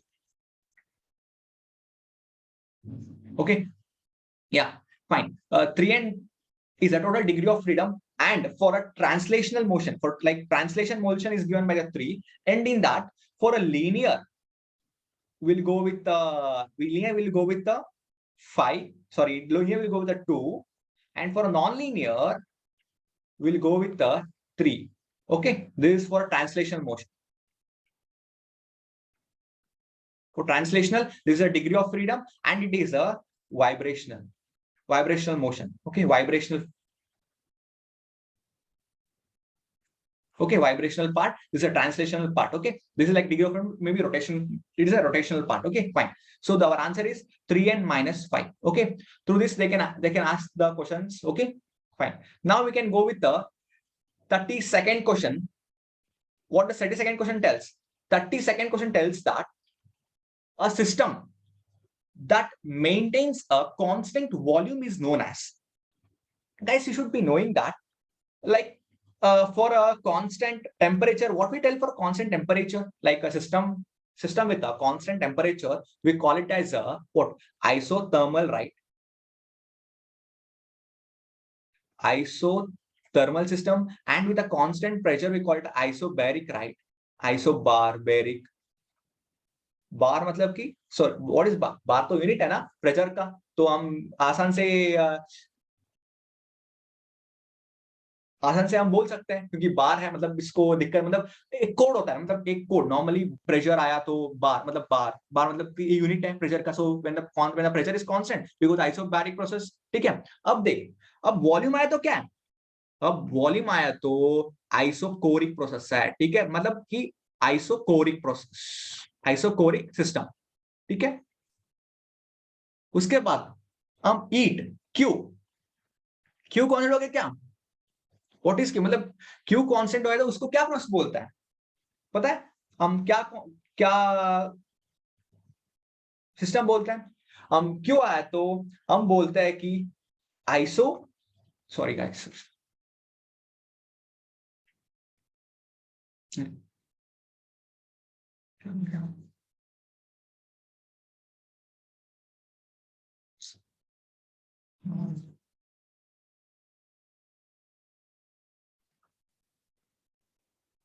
Sorry guys for disturbance, actually वो एरेजर काम नहीं कर रहा था। ठीक है, हम कहाँ पे रुके थे? हम बोलते थे टेम्परेचर कांस्टेंट हुआ तो हम आइसोथर्मल बोल रहे थे, व्हेन प्रेशर कांस्टेंट तो आइसोबेरिक है, when volume is constant we called isochoric system, and when heat Q is constant हम बोलते हैं एडियाबैटिक सिस्टम। ठीक है, एडियाबैटिक प्रोसेस, एडियाबैटिक सिस्टम और प्रोसेस बोल सकते हैं। ठीक है, मतलब इसमें सिस्टम पूछा है, इससे एडियाबैटिक सिस्टम होता है कि अभी देख वॉल्यूम कांस्टेंट है, इसका मतलब कि हमारा आंसर होता है आइसोकोरिक है। ठीक है, एडियाबैटिक तो हीट के लिए ना, क्यू के लिए नन ऑफ दिस तो नहीं है। आइसोटैक्टिक कहा था भाई? अब सुना है क्या आइसोटैक्टिक? आइसोटैक्टिक का आप देखा होगा, आइसोटैक्टिक तो पॉलीमर में आता है ना, आइसोटैक्टिक, हाँ पॉलीमर में आता है आइसोटैक्टिक सिस्टम। ठीक है, बस अब चलेंगे हम 33 क्वेश्चन पे ऊपर। ठीक है, हम 33 क्वेश्चन पे ऊपर चलेंगे। अब देख 33 क्वेश्चन बोल रहा है कि कोबाल्ट इज प्रेजेंट इन, कहां पे प्रेजेंट है भाई कोबाल्ट? हाँ, cobalt cobalt present in a vitamin B12। कहा है भाई विटामिन B12? या it's a bioanalytic concept, it's a good concept, and you can go with the cobalamin, right? I think you should remember about the cobalamin. ठीक है, हम cobalamin, cobalamin,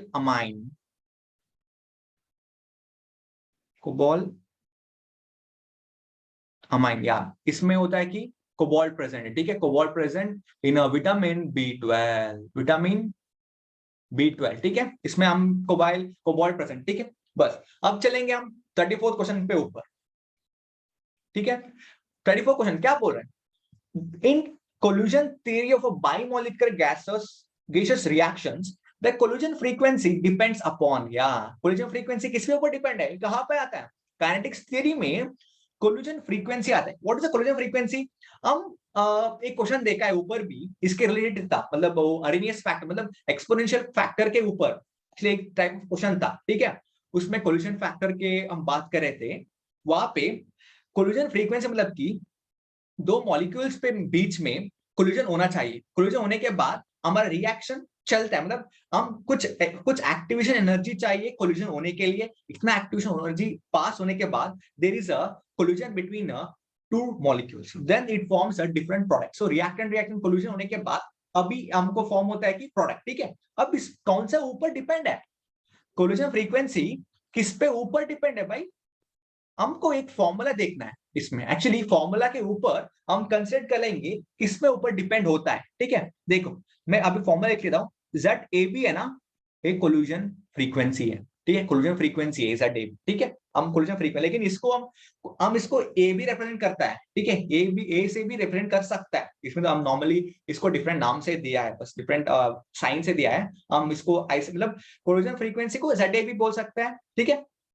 देख अब बोलेंगे N A N B into R A plus R B whole square root of 8 pi K B T by mu A B, ठीक है। देखो भाई ये फॉर्मूला है कोलिजन फ्रीक्वेंसी का, ठीक है। इस फॉर्मूला क्यों चाहिए भाई हमको? अभी क्या लेना देना है इस फॉर्मूला पे? हाँ, इस फॉर्मूला पे हम बोल सकता है कोलिजन फ्रीक्वेंसी किसके ऊपर डिपेंड है। देखो Na मतलब क्या है? Na मतलब कि number of molecules of A, मतलब नंबर ऑफ ए मॉलिक्यूल्स बोलेंगे, number of molecules, number of, ये दोनों में बोल देता हूं, number of molecule A and B को हम रिप्रेजेंट कर लेंगे Na एंड N, इसको हम रेडियस, ठीक है, radius of A and B, ठीक है, radius of A and B. And next 8 pi तो नॉर्मली पता है। उसके बाद के बी क्या है? के बी बोलता है Boltzmann constant. K B is a Boltzmann constant, T is a temperature and mu A B is the reduce mass. क्या बोलते हैं भाई न्यू ए बी को? न्यू ए बी है रेड्यूस मास। रेड्यूस मास का formula क्या होता है भाई? रेड्यूस मास का फॉर्मूला होता है कि m1 plus m2 divide by m1 into m, ठीक है। सॉरी सॉरी तो रिवर्स हो गया।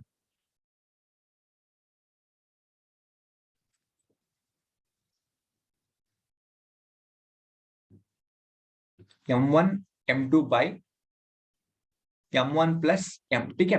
ये रिड्यूस मास का फॉर्मूला, ठीक है, रिड्यूस मास का फॉर्मूला। अब देख मतलब कि जेड है ना कोलिजन फ्रीक्वेंसी, ये तो इसके ऊपर डिपेंड है, इसके ऊपर भी डिपेंड है, बोल्ट्जमैन कांस्टेंट, टेम्परेचर, मतलब सभी के ऊपर डिपेंड है। इसमें दिया है क्या क्या दिया है, लेकिन हम ऑप्शन देख लेंगे depends on does not depends on कुछ, मतलब किसके ऊपर डिपेंड नहीं है। रिड्यूस मास के ऊपर डिपेंड तो है, हम इधर देखा ना, रिड्यूस मास के ऊपर डिपेंड है। Number of molecules of each gases, हां नंबर ऑफ मॉलिक्यूल्स अभी भी देखा है, Na NB के ऊपर डिपेंड है। टेम्परेचर, हाँ तो टेम्परेचर के ऊपर भी डिपेंड है, लेकिन प्रेशर के ऊपर डिपेंड नहीं है भाई। हम प्रेशर तो फॉर्मूला में नहीं देखा है ना, तो प्रेशर के ऊपर डिपेंड नहीं है। चले हमको आंसर मिल गया। Collision theory of biomolecular gas में collision frequency does not depend होता है प्रेशर ऑफ अ सिस्टम के लिए, ठीक है, लेकिन टेम्परेचर के ऊपर डिपेंड है, रेड्यूस मास के ऊपर डिपेंड है, number of molecules of gas के ऊपर भी डिपेंड होता है, ठीक है। अब चलेंगे 35th क्वेश्चन पे ऊपर। हम 35th क्वेश्चन पे पढ़ लेंगे। क्वेश्चन क्या पूछा है, पढ़ लो आप एक बार। An inorganic mixture dissolves in a hot concentrated HCl giving a blue colored solution which on addition of water becomes a pink. The mixture contains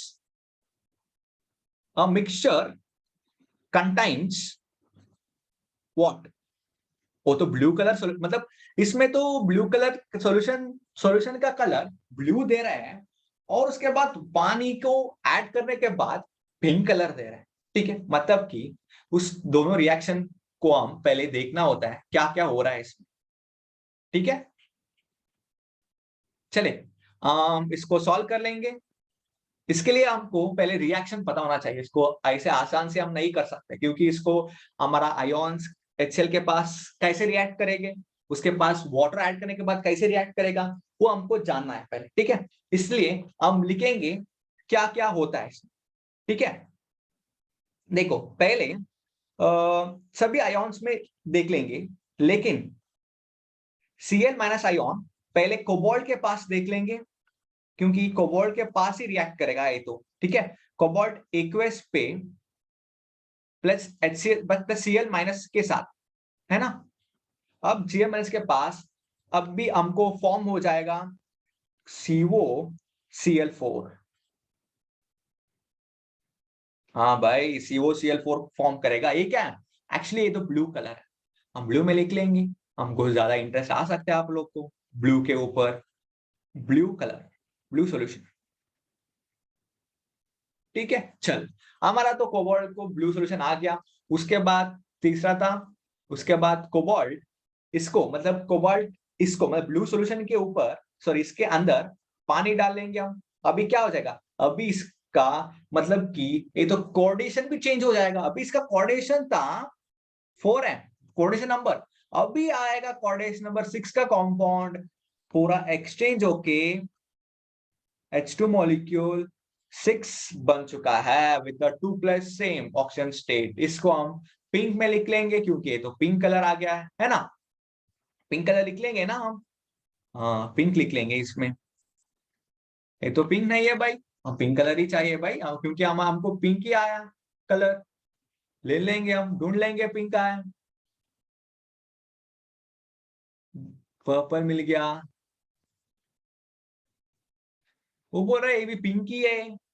चल, उन लोग बोल रहे तो हम पिंक कंसिडर कर लेंगे इसको, पिंक कलर। ये तो ब्लू सॉल्यूशन हो गया, इस ए पिंक कलर सॉल्यूशन आ गया। बस हमारा आंसर है कोबाल्ट 2+, ठीक है। चल, हम चलेंगे 36 क्वेश्चन पे ऊपर। 36 क्वेश्चन तो इतना आसान है कि हमको नॉर्मली सॉलिड स्टेट में पढ़ चुका है। Bragg's equation for a crystallographic can be written as n lambda is equal to 2d sin theta। बस ये तो नॉर्मल है, सिंपल क्वेश्चन है। अब आपको एक ही नॉर्मली डायरेक्ट फॉर्मूला पूछा है इतना, देख आपको हम सोचते हैं कि फॉर्मूला है, हमको फिजिकल केमिस्ट्री का फॉर्मूला है, कैसे पढ़ो हम, फॉर्मूला कैसे याद करना है भाई। देख डायरेक्टली उन लोग है ना, फॉर्मूला भी डायरेक्टली पूछ सकता है। इसमें देख हमको ये पूछ सकते हैं ना, मतलब लैम्डा वैल्यू फाइंड आउट करो, उन मतलब n वैल्यू दिया, मतलब ऑर्डर कितना दिया, उसके बाद डिस्टेंस दिया, प्लेनरिटी डिस्टेंस, उसके बाद एंगल भी दे चुका था, लैम्डा फाइंड करो, ऐसे भी पूछ सकता था। लेकिन उन लोग ऐसे तो गलती नहीं किया, आपके लिए पूरा आसान कर दिया डायरेक्टली फॉर्मूला पूछ के। ऑप्शन बी है n lambda is equal to 2d sin theta, n lambda is equal to 2d sin theta। ये तो सिंपल आसान क्वेश्चन, ठीक है। बस हम चलेंगे नेक्स्ट क्वेश्चन नंबर 37 के ऊपर। The product X in the following reaction 6 molecules of a lithium hydride with the 8BF3 with gives a 6 lithium BF4 plus X। हमको देखना है X क्या है भाई, इसमें सभी बोरॉन्स का फैमिली है, सभी बोरॉन्स ही है लग रहा है। देख लेंगे हम, कैसे देखेंगे, हाँ ये तो सिंपल है भाई, ये भी सिंपल है। देख क्या है ना, नॉर्मली हम देख लेंगे दोनों साइड का हाइड्रोजन कितना, सॉरी बोरॉन कितना है, फ्लोरीन कितना है, लिथियम कितना है, बस इसमें तो पता चल जाता है कितना कितना है ना। देख अभी है ना, लिथियम कितने भाई इसमें, इसमें तो पहले लिथियम देख लेंगे। लिथियम देख लो पहले, लिथियम काउंट कर लेंगे, इसको हम LHS लिख लेंगे, इधर RHS लिख लेंगे, ठीक है। लिथियम कितना है भाई, लिथियम है इधर 6 है, इधर कितना है, इधर भी 6 लिथियम है, ठीक है। लिथियम तो एक्स में नहीं आता है, अभी एक्स में लिथियम नहीं है। और हाइड्रोजन देखो, हाइड्रोजन है क्या, इधर 6 हाइड्रोजन है, इसमें कितना हाइड्रोजन है भाई, इधर इधर तो हाइड्रोजन ही नहीं है, मतलब कि इधर ही 6 हाइड्रोजन आना चाहिए। ढूंढ लो भाई ढूंढ लो, हाइड्रोजन कितना है 6 का, मिल गया, SiX6 हाइड्रोजन मिल गया, ठीक है। अब चलेंगे बोरॉन, BORON, बोरॉन का देख लें कितना है। बोरॉन है तो हार्ट है भाई, इधर इधर कितना है भाई बोरॉन, बोरॉन तो 6 है। अब कितना बचा हुआ है बोरॉन, बोरॉन तो बचा हुआ है 2, मिल गया हमारा आंसर B2H6। बस इसके लिए हमको ये रिएक्शन पता होना तो जरूरी नहीं है, मतलब कि सभी सभी के लिए यही रूल्स नहीं होते, लेकिन कुछ रिएक्शंस के लिए ऐसे हमारा दिमाग यूज करके ऐसे वाला को देखना जरूरी होता है। ठीक है, 37 का हमको मिल गया। ठीक है, हमको मिल गया 37। इसका आंसर है B2H6। बस हमको आंसर मिल गया B2H6। B2H6। हम चलेंगे अभी 38 के क्वेश्चन पे ऊपर। क्या बोल रहा है 38 question? The product obtained in the following conversion is.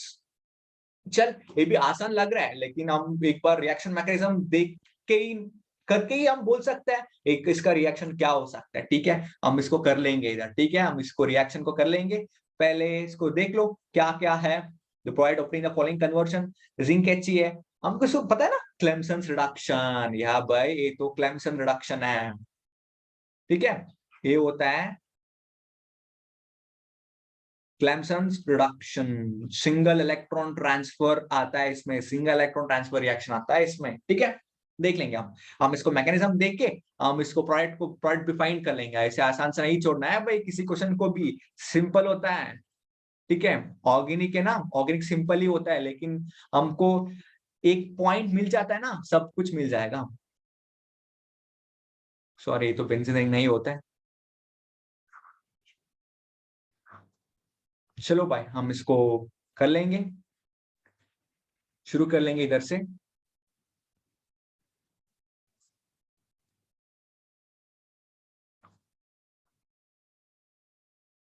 हमको डायरेक्टली लिखना ही होता, जरूरी होता है।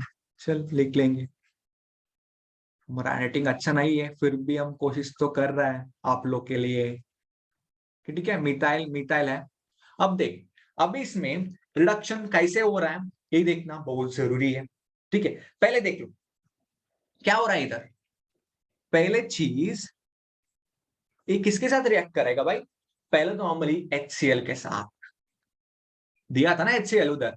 हाँ देख लो एक बार, आपको डाउट है तो देख लो, कॉन्स्टेंट HCl दिया है ना। हाँ दिया है। चल अभी HCl को मिल गया। अभी मैं तो बोला था आप लोग को, ऑक्सीजन को ऐसे नहीं बैठते है भाई, इसको कुछ जुगाड़ करना है, कुछ तो करना है उसको। दोनों को पॉसिबिलिटी है, दोनों क्या करेगा? कॉन्स्टेंट मतलब देख, कॉन्स्टेंट HCl मतलब कि 1 मोल तो HCl नहीं है। देख, आप नॉर्मली 1 ml लिया है, आपको पता है क्या 1 ml में कितना HCl है? नहीं, आपको हमको नहीं पता, बहुत सारा HCl होता है ना। देख ले इसमें तो नॉर्मली ये दोनों करके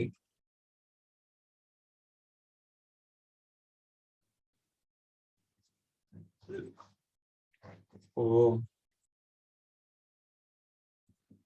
चलो हम इसमें ही कर लेंगे। ठीक है, अब देख, अभी ये दोनों क्या करेंगे? इस दोनों, इसके वजह से OH बन चुका है, इसके भी OH बन चुका है, नॉर्मल मिथाइल ग्रुप है। इधर कार्बोकैटन आ चुका है भाई, दोनों में कार्बोकैटन आ गया। बस अब देख लो, अब जिंक है, को पता है जिंक का क्या भाई? सिंगल इलेक्ट्रॉन ट्रांसफर, मतलब कि जिंक के पास बहुत सारा इलेक्ट्रॉन्स है। जिंक है ना, हमको इलेक्ट्रॉन्स चाहिए, आपको चाहिए भाई, ले ले ले ले, ऐसे दे देगा। ठीक है, इलेक्ट्रॉन्स है, 2 इलेक्ट्रॉन्स, इसको भी एक इलेक्ट्रॉन देगा और इसको भी इलेक्ट्रॉन एक देगा। एक्चुअली हमारे पास पॉजिटिव चार्ज है ना, पॉजिटिव चार्ज को हम न्यूट्रलाइज करने के लिए एक इलेक्ट्रॉन चाहिए क्या? बस नहीं, हमको 2 इलेक्ट्रॉन चाहिए भाई, 2 इलेक्ट्रॉन चाहिए। नहीं, लेकिन जिंक क्या कर रहा है? जिंक तो सब दोनों को एक एक इलेक्ट्रॉन दे रहा है। क्यों भाई? जिंक के पास कम है क्या इलेक्ट्रॉन? नहीं, लेकिन दो दो क्यों दे रहा है भाई जिंक?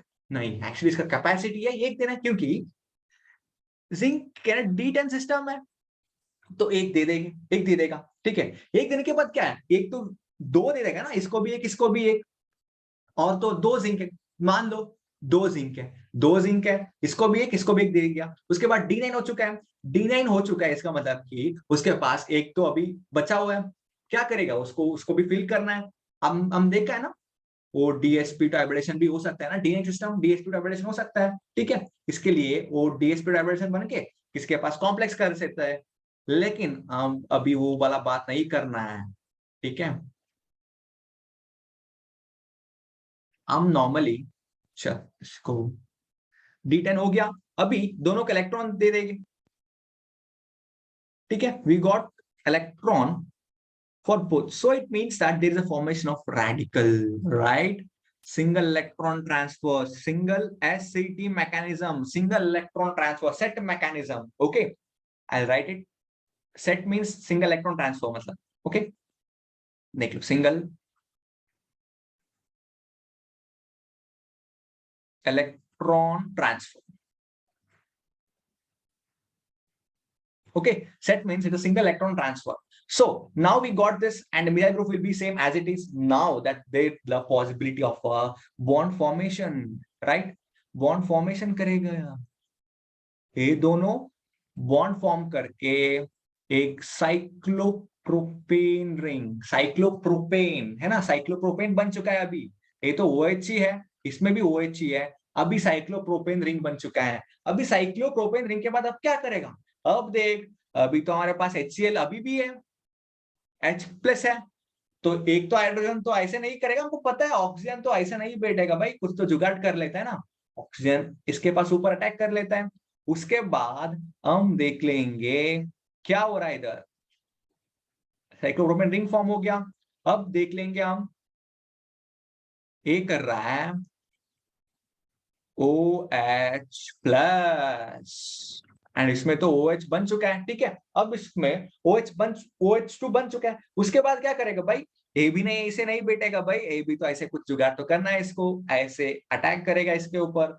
उसके बाद क्या कर लेता है, उसके बाद एक तो अटैक कर लिया इसके ऊपर, सो ए वापस ले लेगा ना, वापस लेता है ना ए वाला डबल बॉन्ड, इसको वापस लेके ये एलिमिनेट हो जाएगा, क्योंकि इसके पास पॉजिटिव चार्ज आ चुका है अभी, सॉरी दो पॉजिटिव चार्ज आ चुका है, सो वापस लेके अभी हमको फॉर्म हो जाएगा 5 मेंबर्ड रिंग, है ना। 5 मेंबर्ड रिंग फॉर्म हो गया, इसमें तो कीटोन बन चुका है, इसमें ना दोनों कीटोन बन चुका है। अभी इसमें एक आ गया, अभी इसमें डबल बॉन्ड बनेगा, ठीक है। अब इसमें आ गया दोबारा, अभी सेम प्रोसेस, ए वाला प्रोसेस सेम हो जाएगा दोबारा, एंड इसमें रिडक्शन होके हमको नॉर्मली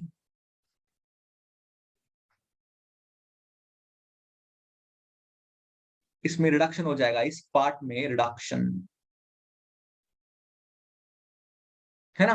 हमको मिल गया अभी, अभी देख ये वाला कहाँ पे भाई, देख यही था हमारा मैकेनिज्म, देख लो हमारा ये वाला प्रोडक्ट कहाँ पे है, देख लो 5 मेंबर्ड रिंग, हाँ मिल गया हमारा आंसर, है ना। 5 membered ring with methyl group and 1 ketone group and 1 methyl group, ठीक है। हमारा 38 क्वेश्चन भी हो चुका है। अब चलेंगे हम 39 के ऊपर। 39 तो बढ़िया क्वेश्चन है, तो स्पेक्ट्रोस्कोपी के ऊपर का क्वेश्चन है। नॉर्मली इसके लिए हमको IR स्पेक्ट्रोस्कोपी पढ़ना तो है, चले हम इसको भी सॉल्व कर लेंगे एक बार। क्या करता है, क्या पूछ रहा है, पूछ रहा है कि a compound with the molecular formula C4H6O2 shows a band at a 1770 centimeter inverse, okay। So इसमें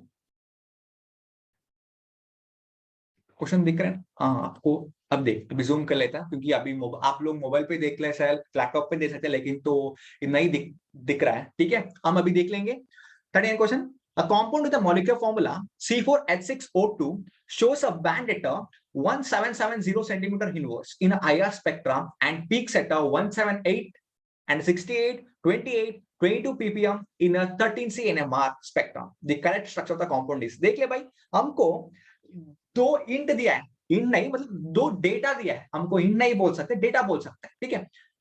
दो इंट दिया है, सॉरी डेटा दिया है, इसमें क्या क्या दिया है, एक है IR स्पेक्ट्रा का डेटा, वो तो 1770 सेंटीमीटर इनवर्स है, और दूसरा 30 NMR का डेटा दिया था कि 178, 68 और 28, 20, मतलब कि 13C NMR मतलब कि कार्बन, मतलब डिफरेंट एनवायरमेंटल कार्बन का वैल्यूज दिया है 4। इसका मतलब कि हमारा ऑप्शंस में हम देखना है कि 4, मतलब कि कहां पे, मतलब 4 कार्बन होना वाला, ये हमारा आंसर, ठीक आंसर। लेकिन देखो सभी में 4 ही दिया है भाई, 1 2 3 4, 1 2 3 4, 1 2 3 4, इसमें भी 4, सभी में 4 है, लेकिन इसके डेटा से हम बोल सकते हैं। लेकिन अभी के लिए फिलहाल हम IR स्पेक्ट्रा के ऊपर, डेटा के ऊपर कॉन्सेंट्रेट कर लेंगे, क्योंकि ये वाला हमारे लिए मेन चीज है, ठीक है। अब देखो, अब नॉर्मली हमको पता है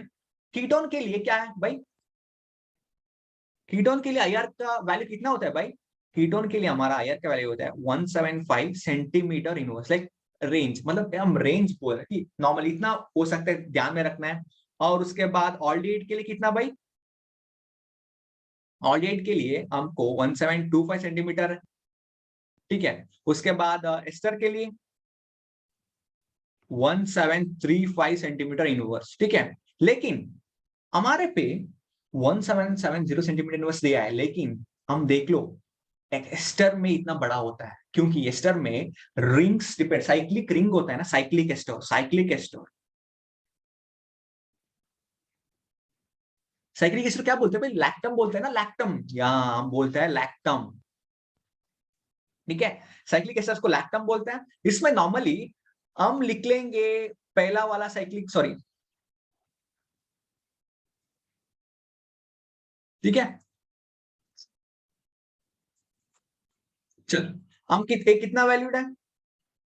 एक 6 मेंबर्ड रिंग, 6 मेंबर्ड लैक्टम है। और हम लिख लेंगे 5 मेंबर्ड का भी है, ठीक है। और हम लिख लेंगे 4 मेंबर्ड का भी है। चल, 4 मेंबर्ड हो गया ना ये, 1 2, 4 मेंबर्ड है क्या? नहीं, 4 मेंबर्ड नहीं है,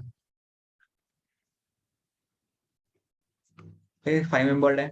हाँ, ए 4 मेंबर्ड, ठीक है, ए 4 मेंबर्ड है, ठीक है, फाइन, 4 मेंबर्ड, ठीक है। अभी साइक्लिक एस्टर ऑफ 6 मेंबर्ड का वैल्यू आता है 1735 सेंटीमीटर इनवर्स है। एंड 5 मेंबर्ड का साइक्लिक एस्टर का वैल्यू आता है 1770 सेंटीमीटर इनवर्स। हमारे लिए यही पूछा है ना, उसके बाद 4 मेंबर्ड भी लिख लेंगे हम। पता क्या पता नेक्स्ट आपको, आप लोग को अटेंड कर रहे हैं दिल्ली यूनिवर्सिटी का पेपर, उसमें पूछ सकता है 4 मेंबर्ड का भी, ठीक है। उसका है 178 सेंटीमीटर अराउंड, मतलब +or -2 एक्सेप्टेड है किसी को भी, फिर भी +or -2 चलता है, ठीक है। अब देख, हमारे लिए तो 5 मेंबर्ड रिंग है, 5 मेंबर्ड है, ठीक है, हमारा यही है। चल, हमको मिल गया, हमारा डेटा तो मिल गया, देख लेंगे। अभी देख भाई, ऑप्शन तो नहीं है, सॉरी गाइस, एक्चुअली हम ये वाला को कार्बन सब्स्टिट्यूट कर लेंगे, इसको कार्बन कर लेंगे, इधर ऑक्सीजन कर लेंगे, ठीक है। 5 मेंबर्ड हो गया ये तो, ठीक है। बस, ये तो 4 मेंबर्ड है, ये तो नहीं है, ये तो नॉर्मल एस्टर है, इसका तो वैल्यू 1735 सेंटीमीटर इनवर्स आता है। ये तो नॉर्मल कीटोन है, कीटोन का वैल्यू 1715 सेंटीमीटर इनवर्स आता है, ठीक है। उसके बाद ए को 1780 सेंटीमीटर इनवर्स है, लेकिन इसको कितना है 1770 सेंटीमीटर इनवर्स। भाई हमको आंसर मिल गया, ऑप्शन बी। बस देख लो, इतना सिंपल है, इतना आसान है, लेकिन आसान तो नहीं है। हम इजीली इसको आसान नहीं बोल सकते, क्योंकि हमको इतना वैल्यूज तो रखना पड़ता है भाई, ऐसे नहीं। देखिए, एक्चुअली इसको रिवीजन चाहिए ज्यादा ज्यादा। कितना टाइम आप लोग, कितना टाइम से देखते हैं, मतलब कि ज्यादा क्वेश्चंस देखना होता है, रिवीजन हो जाता है, ठीक है। बस, अब देखो 40th पे आ जाएंगे हम, 40 पे कर लेंगे। The product of the given reaction is, the product of the given reaction is क्या है भाई? देख, एक्चुअली हम लोग ने क्या किया, N2C2O, एक है भाई, ये होता है ना गुड ऑक्सीडाइजिंग एजेंट है, गुड ऑक्सीडाइजिंग एजेंट है।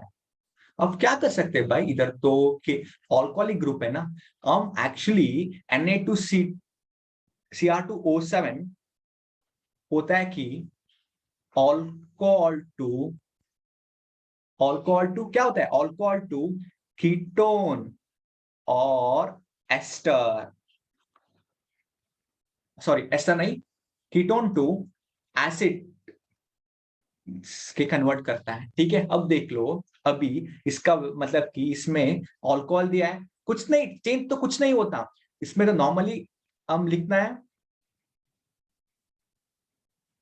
इसको कीटोन बना लेंगे OH ग्रुप को, और उसके बाद इस तो एसिड है, नॉर्मली एसिड तो पहली है, ठीक है। बस हो गया, यही हमारा आंसर है, ठीक है। ये तो गुड ऑक्सीडाइजिंग एजेंट है, इस normally alcohol to ketone conversion होता है, ठीक है भाई। बस देख लो कहाँ पे है, एसिड है, बस यही ले ले, हमारा आंसर है, ठीक है। हो आ गया आपको, ठीक है। देख लो, अभी ए पूरा मिल गया, ठीक है। हम 41st क्वेश्चन पे चलेंगे, ठीक है। हम अगले सेक्शन में we can start with from 41st question. So thank you one and all. I'm ending the section till the 40 question. So we can start with in the next section with from a 41. Guys, thank you everyone. Have a nice day and revise daily. Okay, if you revise daily, you will get succeed. So small, like a small efforts, daily a small efforts bring you a large success. Okay, thank you guys.